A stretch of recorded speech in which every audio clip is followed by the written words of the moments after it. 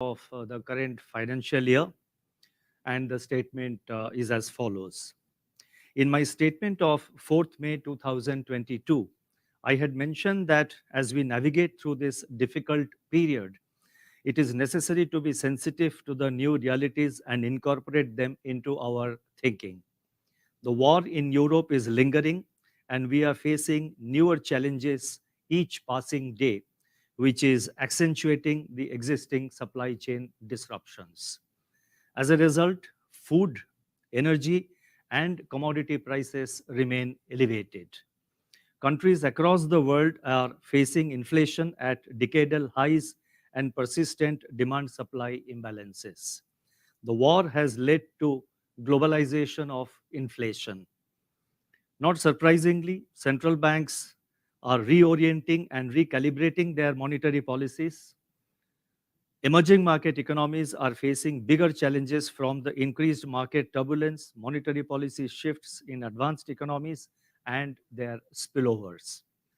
The process of economic recovery in the EMEs is also getting affected. During these difficult and challenging times, the Indian economy has remained resilient, supported by strong macroeconomic fundamentals and buffers. The recovery has gained momentum despite the pandemic and the war. On the other hand, inflation has steeply increased much beyond the upper tolerance level. A large part of the rise in inflation is primarily attributed to a series of supply shocks which can be linked to the war. In these circumstances, we have started a gradual and orderly withdrawal of extraordinary accommodation instituted during the pandemic, that is the COVID-19 pandemic. Similar to our resolute and timely actions to limit the economic damage emanating from the COVID-19 pandemic, the Reserve Bank will continue to be proactive and decisive in mitigating the fallout of the ongoing geopolitical crisis on our economy. We have already reprioritized our policies to control inflation without losing sight of the growth requirements. Our approach underscores a commitment to move towards normal monetary conditions in a calibrated manner, and our steps will be measured. We will remain focused on bringing down inflation closer to the target and fostering macroeconomic stability. Let me now focus on the decisions and deliberations of the Monetary Policy Committee meetings, the meeting which we had recently. Against this background, the Monetary Policy Committee, that is MPC, met on 6th, 7th, and 8th of June. And based on an assessment of the macroeconomic situation and the outlook, the MPC voted unanimously to increase the policy repo rate by 50 basis points to 4.90% with immediate effect. Consequently, the standing deposit facility, that is the SDF rate, stands adjusted to 4.65%, and the marginal standing facility, that is the MSF rate and bank rate, to 5.15%. The MPC also decided unanimously to remain focused on withdrawal of accommodation to ensure that inflation remains within the target going forward while supporting growth. Let me now explain the MPC's rationale for its decisions on the policy rate and the stance.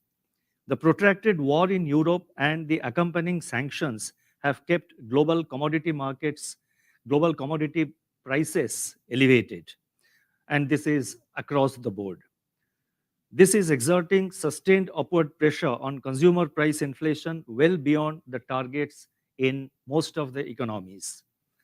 The ongoing war is also turning out to be a dampener for global trade and growth.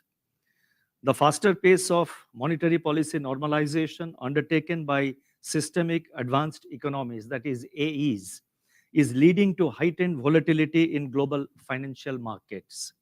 This is reflected in sharp corrections in major equity markets, sizable swings in sovereign bond yields, US dollar appreciations, capital outflows from EMEs, and even from some advanced economies.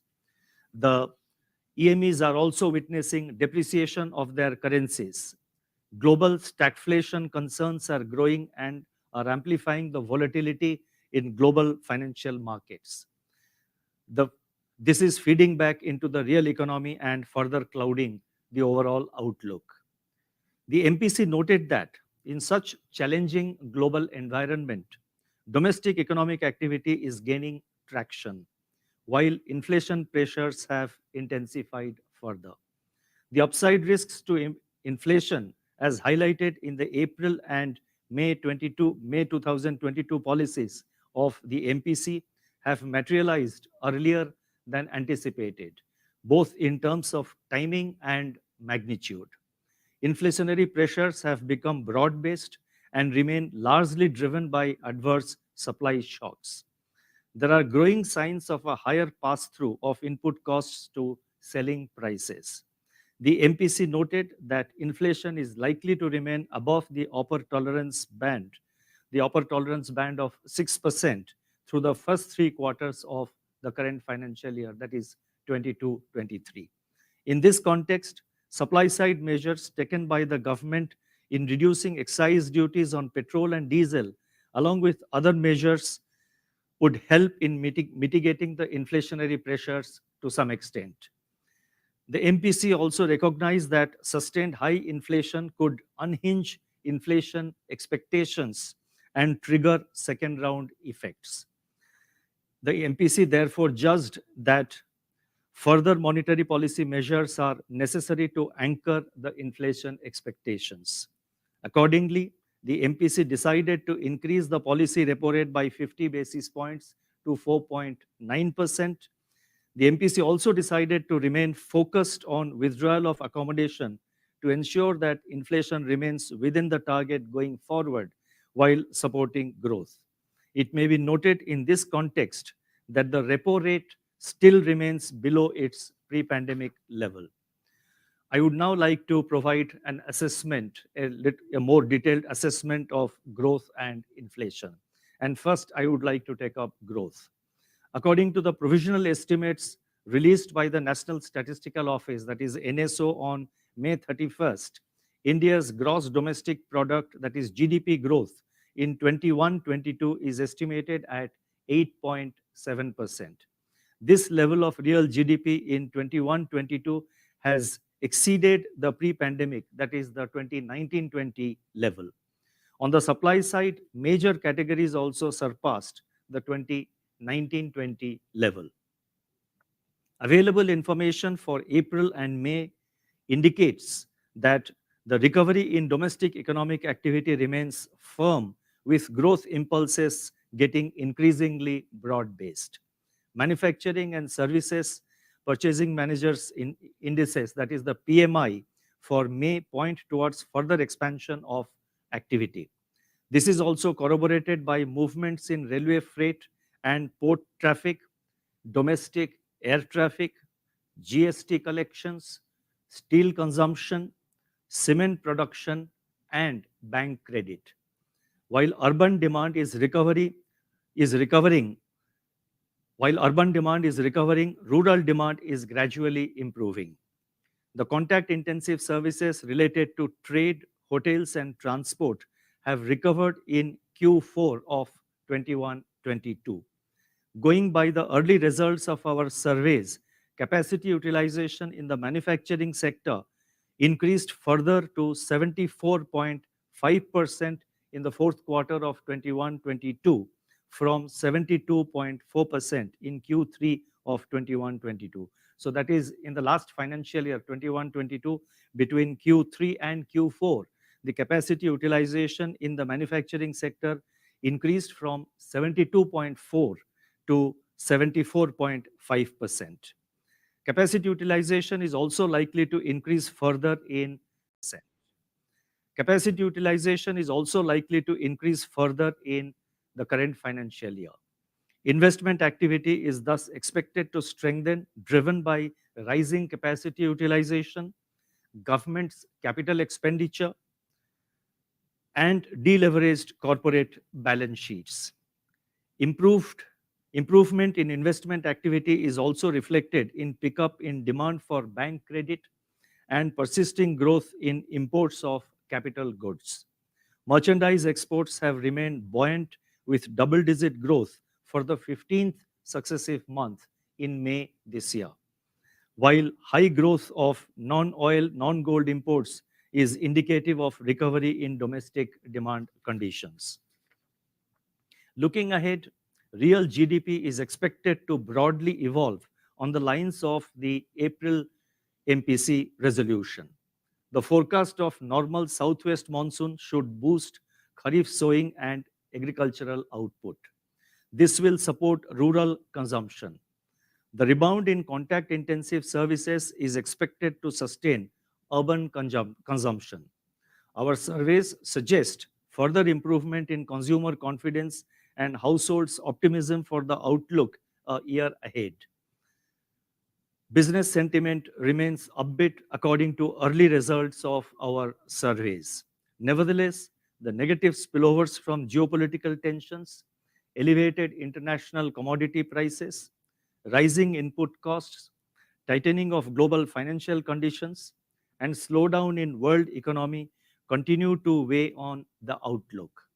Taking all these factors into consideration, the real GDP growth for 2022-23, that is for the current year, is retained at 7.2%, with Q1 at 16.2%, Q2 at 6.2%, Q3 at 4.1%, and Q4 at 4%, with risks broadly balanced. I would now like to focus a little more on inflation. The CPI headline inflation in April registered a further sharp increase to 7.8%. It was the fourth consecutive month when inflation touched or was above the upper tolerance level of 6%. The surge in headline inflation was seen across all major categories. The global geopolitical situation remains fluid and commodity markets remain on the edge, rendering heightened uncertainty to domestic inflation outlook. Certain positive developments on the prices front in recent weeks may help to ease the acute price pressures to some extent.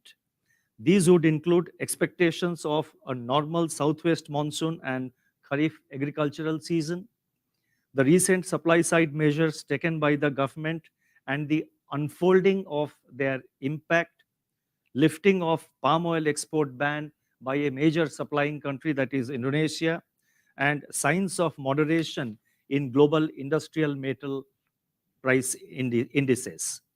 Our quick survey of urban households undertaken after the excise duty cuts of petrol and diesel on May 21st shows a significant moderation in inflation expectations of the urban households. And we notice declines of 190 basis points in their 3-month ahead expectations and 90 basis points in their 1-year ahead expectations.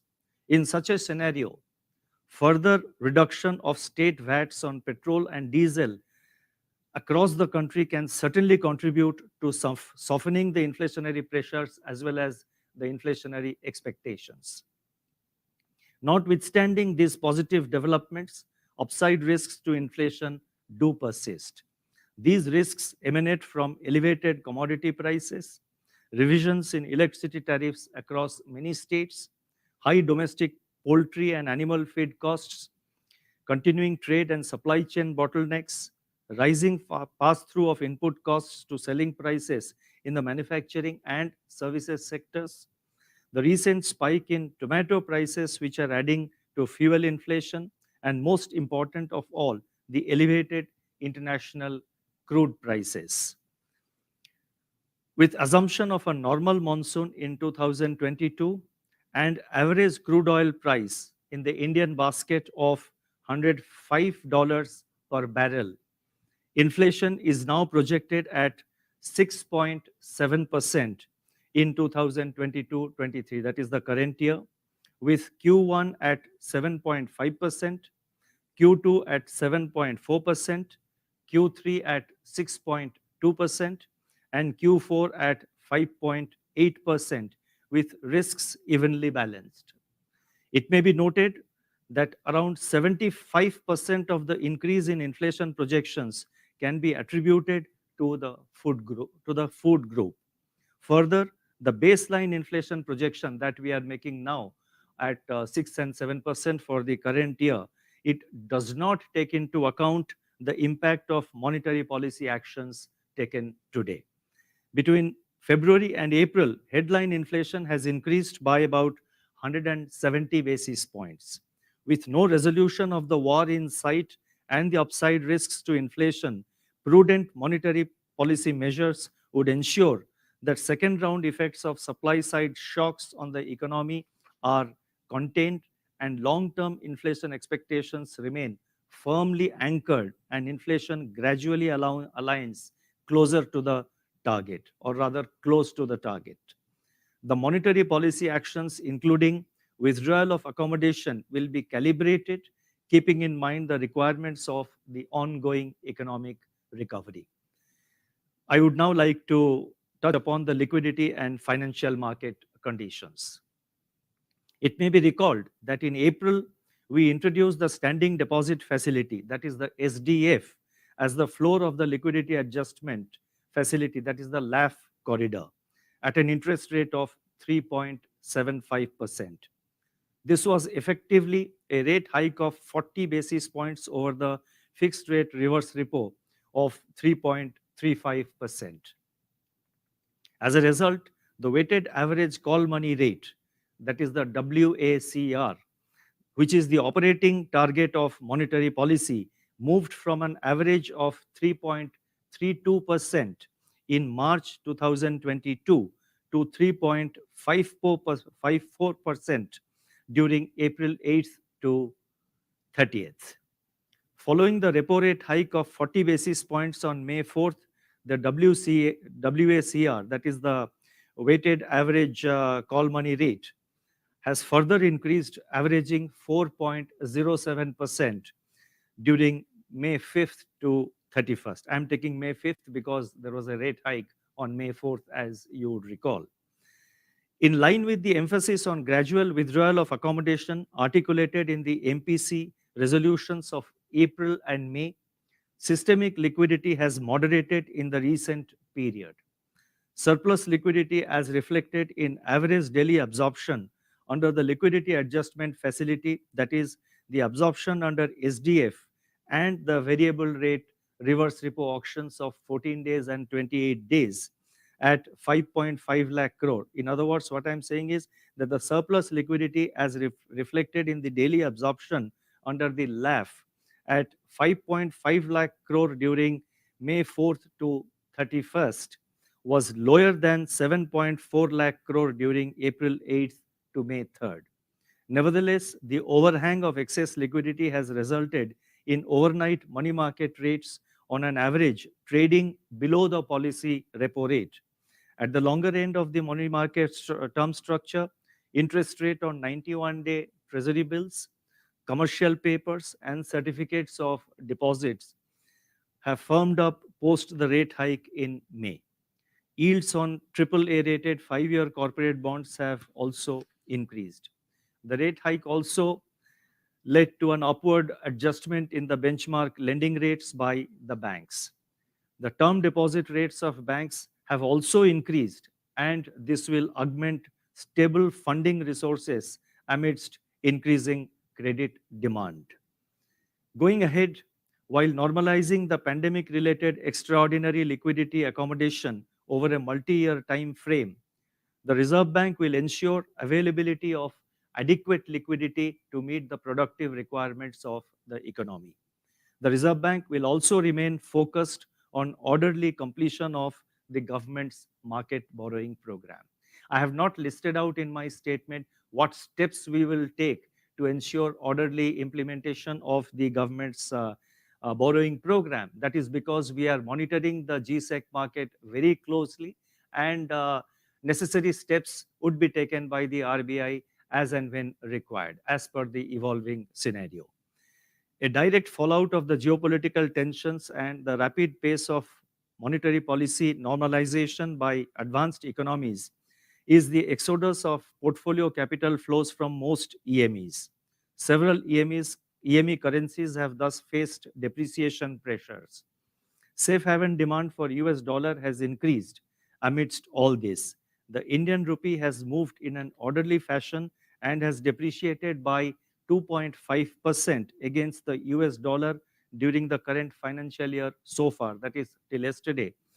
Now, this has fared much better than many of the EME peers. In other words, the performance, the Indian rupee has actually performed much better than the other EMEs and the many of the EME peers.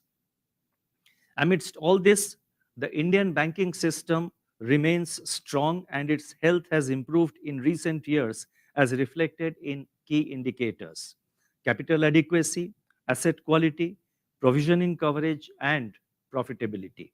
Bank credit offtake has gradually improved in recent months, supported by both resilience of the banking system and progressive normalization of economic activity. The strength of the banking sector and deleveraged corporate balance sheets will help us in sustaining economic recovery.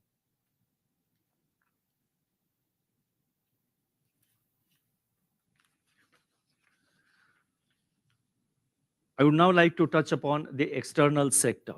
India's exports have performed exceptionally well despite weakening recovery across major trading partners. The impact of rising crude oil prices on petroleum, oil, and lubricants, that is the POL import bill, has been partly offset by export of petroleum products, which also benefited from better price realizations in the recent months. Optimism on exports of both goods and services and remittances should help contain the current account deficit at sustainable level, which can be financed by normal capital flows. As on 3rd June this year, that is as on 3rd June, India's foreign exchange reserves were of the order of 601.1 billion US dollars, which are further supplemented by a healthy level of net forward assets of the RBI.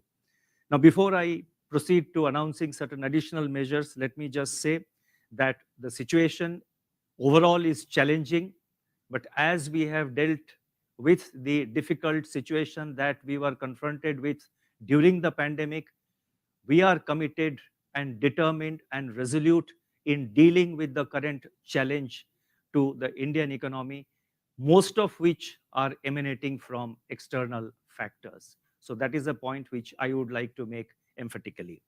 I shall now announce certain additional measures, the details of which are set out in the Statement of Developmental and Regulatory Policies, which form Part B of the MPC statement, and this will be uploaded in the RBI website soon after my statement is over.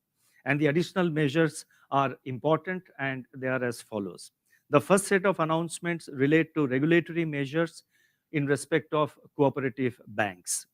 Considering the importance of cooperative banks in promoting inclusive growth, three measures are being announced for the cooperative banking sector. One, the limits for individual housing loans being extended by urban cooperative banks and rural cooperative banks, which are basically state cooperative banks and district central cooperative banks, which were last fixed in 2011 and 2009 respectively, are being revised upwards by over 100%, taking into account the increase in house prices. This will facilitate better flow of credit to the housing sector. The second point relating to UCBs, the cooperative banking sector, the second announcement is that in line with the dispensation available to scheduled commercial banks and urban cooperative banks, it is now proposed to permit rural cooperative banks, and they consist of, as I mentioned, state cooperative banks and district central cooperative banks, to extend finance. So we are permitting the rural cooperative banks to extend finance to commercial real estate, that is residential housing. And this will be basically loans for residential housing projects within the existing aggregate housing finance limit of 5% of their total assets. This measure will further augment credit flows from the cooperative banks to the housing sector. The third measure in respect of cooperative banks is that we have decided to permit urban cooperative banks to extend doorstep banking services to their customers. This will enable the urban cooperative banks to meet the needs of their customers, especially the senior citizens and the differently abled. The next announcement relates to margin requirements for non-centrally cleared derivatives. Basically, I am referring to the OTC bilateral derivatives. With the objective of strengthening the resilience of OTC derivative market and in line with the G20 reforms, the Reserve Bank is putting in place margin requirements for non-centrally cleared OTC derivatives.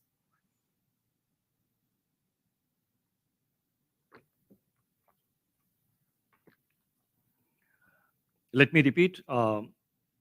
With the objective of strengthening the resilience of OTC derivative market and in line with the G20 reforms, the Reserve Bank is putting in place margin requirements for non-centrally cleared OTC derivatives.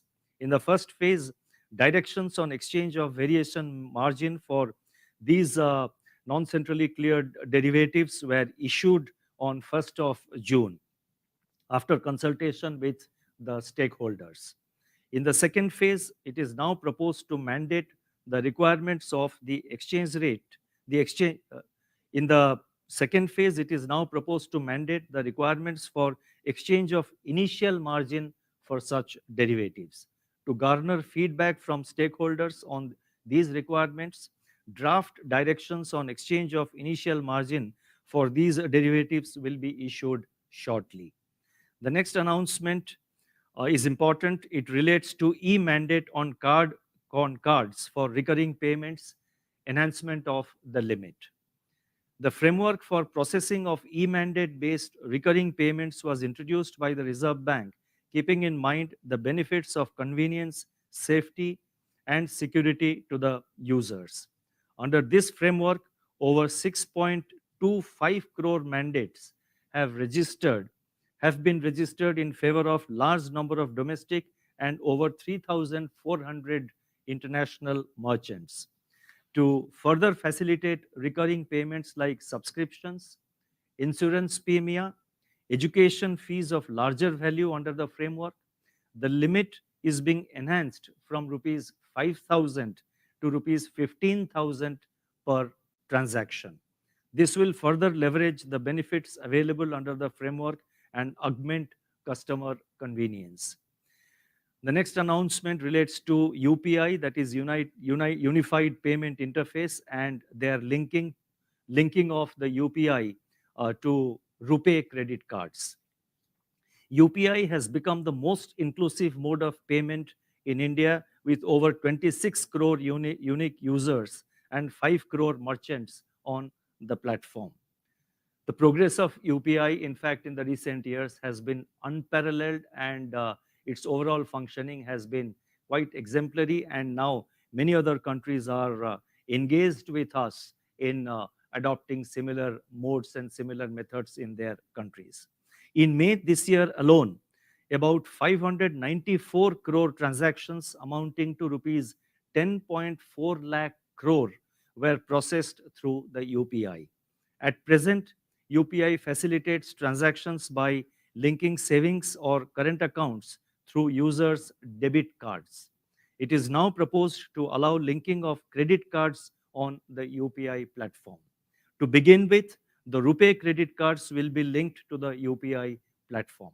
This will provide additional convenience to the users and enhance the scope of digital payments. And finally, the final announcement relates to review of Payment Infrastructure Development Fund scheme, that is the PIDF scheme. We had launched a fund if you remember, last year to sort of proliferate and to spread the payment infrastructure, the digital payment infrastructure across the country, and this relates to that. The Payment Infrastructure Development Fund, that is the PIDF scheme, was operationalized by the Reserve Bank in January 2021 to incentivize the deployment of payment acceptance infrastructure, such as physical point of sale, that is POS machines, mobile POS machines, quick response codes, that is QR codes, in tier 3 to tier 3 centers and in the northeastern states. Beneficiaries of the PM Swanidhi scheme in tier 1 and 2 centers were included in this scheme in August 2021. As at the end of April this year, over 1.18 crore new touch points have been deployed under the scheme against a target of 90 lakh touch points to be deployed over 3 years, that is till end of 2023. In fact, we had kept the targets a bit conservative because in the beginning we did not want to overcommit. But now I am happy to report that in just about 1.5 years, we have exceeded the target which was set for ourselves and for the banks for the next 3 years. So it is therefore proposed to make certain modifications to the PIDF scheme by enhancing the subsidy amount, simplifying the subsidy claim process, and by other steps. This will further accelerate and augment the deployment of payment infrastructure in the targeted geographies. I would now like to conclude my remarks for today. Experience teaches us that preserving price stability is the best guarantee to ensure lasting growth and prosperity. Our actions today will impart further credibility to our medium-term inflation target, which is the central tenet of a flexible inflation targeting framework. India's recovery is proceeding apace, offering us space for an orderly policy shift. While we will continuously assess the evolving situation to tailor our responses, our actions must demonstrate the commitment to keep inflation and inflationary expectations under check. Therefore, monitoring and assessing inflation pressures and balancing risks to growth, I repeat, monitoring and assessing inflation pressures and balancing risks to growth will be crucial for judging the appropriate policy path as we move ahead. The road we have traveled during the recent past has indeed been very arduous, but we gathered faith, focus, and fortitude along the way. Our actions today are in continuation of the several measures that have been taken recently to achieve price stability. Given the elevated uncertainties of the current period, we have remained dynamic and pragmatic rather than being bound by stereotypes and conventions. As the Reserve Bank works tirelessly in its pursuit of maintaining macro-financial stability, I am reminded of what Mahatma Gandhi said long time ago. If we want to overtake the storm that is about to burst, we must make boldest effort to sail full steam ahead. Thank you. Stay safe. Stay well. Namaskar.